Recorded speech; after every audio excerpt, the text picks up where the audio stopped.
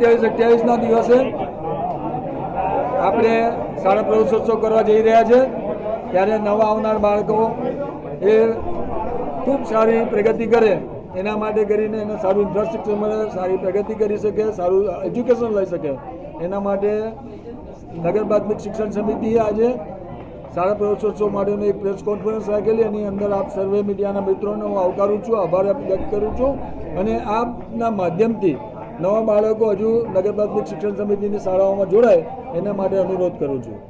આજના દિવસે નગર પ્રાથમિક શિક્ષણ સમિતિના અમારા તમામ સભ્યશ્રીઓ, અમારા એઓશ્રી, મારા ઉપાધ્યક્ષશ્રી, અમે સાથે મળીને નગર પ્રાથમિક શિક્ષણ સમિતિ નવી ઊંચાઈએ જાય એના માટેના અમારા નવા ઊંચા ટાર્ગેટો ફિક્સ કરીએ છીએ અને આવનાર દિવસોમાં ખૂબ સારી મોટી સંખ્યામાં બાળકો અભ્યાસ મેળવી શકે એના માટેના પ્રયત્નોમાં અમે લાગેલા છે. આભાર. 50,000નો ટાર્ગેટ હતું, હાલ કેટલા વિદ્યાર્થીઓ? 50,000નો ટાર્ગેટ એટલા માટે રાખવો પડે કે અમે ટાર્ગેટ જ્યારે ઊંચો આપીએ ત્યારે ઊંચી સંખ્યામાં બાળકો જોડાઈ શકે. અત્યારે 43,000 થી 45,000ની વચ્ચે આ વખતે સંખ્યા રહેશે. આ 9, 10 અને 11, 12ની અંદર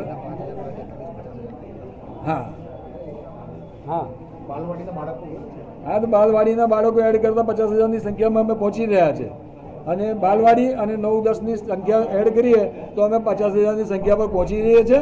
બાલવાટિકાથી લઈને 8મા ધોરણની સંખ્યા 43,000, 5,000ની નજીક અમારી સંખ્યા પહોંચે છે બાલવાટિકાની અને બાલવાડીની, અને એની સાથે સાથે 9 અને 10ની સંખ્યા એડ કરીએ તો 50,000ના ટાર્ગેટ પર અમે પહોંચી રહ્યા. પ્રાઇવેટ સ્કૂલમાંથી કેટલા વિદ્યાર્થીઓ નગર પ્રાથમિક શિક્ષણ સમિતિમાં આવ્યા? આ વખતે 900ની આસપાસની સંખ્યા અમારી પાસે અત્યાર લગી આવી ચૂકી છે અને એની આગળની સંખ્યા અમારી પાસે હજુ આવનાર દિવસોમાં આવનાર છે.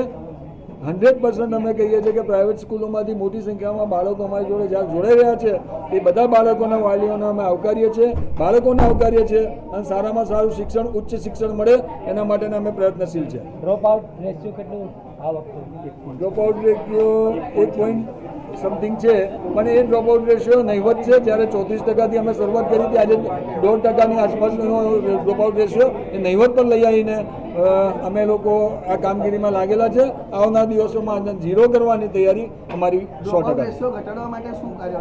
અમે ડ્રોપ આઉટ રેશિયો ઘટાડવા માટે 9 અને 10 ધોરણની જે શરૂઆત કરી હતી એ 9 અને 10 ધોરણની શરૂઆતની 10 સ્કૂલો જે અમે ઊભી કરી એની અંદર મેક્સિમમ અમારો ડ્રોપ આઉટ રેશિયો સમય ગયો અને આવનાર દિવસોમાં એનાથી સારી બનતી પ્રયત્ન કરીશું. અંગ્રેજી માધ્યમની પણ શાળાને આ વખતે સરકારમાંથી જે અમારા ડીઓના માધ્યમથી અમને મળી છે એ અંગ્રેજી માધ્યમની શાળા 9 થી 12 ધોરણની શાળીમાં શરૂઆત થઈ રહી છે, એની બી શરૂઆત થઈ ગઈ છે અને એ આવનાર દિવસોમાં અંગ્રેજી માધ્યમનો બી જે ડ્રોપ આઉટ રેશિયો છે એ બી ઘટાડતો જાય એના માટેની અમે ચિંતા કરીએ. અંગ્રેજી માધ્યમમાં વધુમાં વધુ પ્રવેશ થાય એના માટે વડોદરાના વાલીઓને શું સંદેશો આપવા માંગો છો? અંગ્રેજી માધ્યમના કરતાં બી હું એવું કહું છું કે સ્થાનિક ભાષામાં આપણો પહેલો પ્રયત્ન હોવો જોઈએ. સ્થાનિક ભાષા એ આપણી માતૃભાષા છે. માતૃભાષાની પહેલી અમે ચિંતા કરતા અમે સૌથી વધારે શાળા માતૃભાષામાં રાખેલ છે, ત્યાર પછી અમે રાષ્ટ્રીય ભાષા બી અને અંગ્રેજી માધ્યમની ભાષા બી, આ બધી જ ભાષાની અંદર સર્વ ભાષાને અમે સમાનતા આપી અને સર્વ ભાષા માટેની ચિંતા કરીએ છીએ.